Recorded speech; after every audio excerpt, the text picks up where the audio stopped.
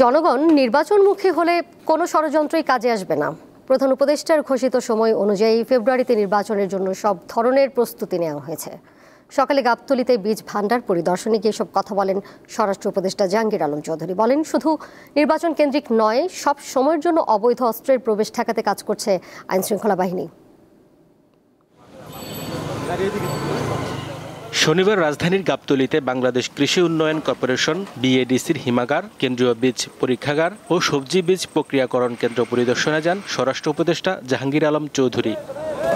হিমাগার পরিদর্শন শেষে সাংবাদিকদের তিনি বলেন, বৃষ্টির কারণে সবজি নষ্ট হয়ে যাওয়ায় দাম বেশি। বৃষ্টির কারণে সবজি অনেক নষ্ট হয়ে গেছে।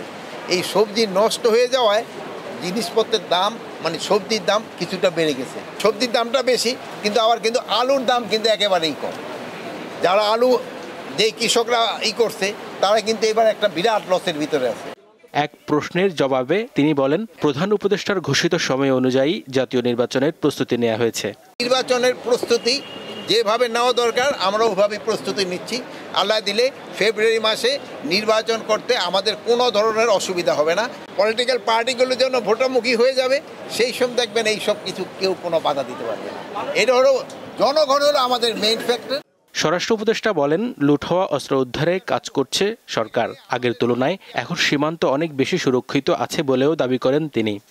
শুধু নির্বাচনে না, অন্য সময় যেন কোনো অস্ত্র ঢুকতে না পারে, এই জন্যই সবসময় পদক্ষেপ নেওয়া। সীমান্ত কতটা নিরাপদ? আমাদের সীমান্ত নিরাপদ এবং সুরক্ষিত।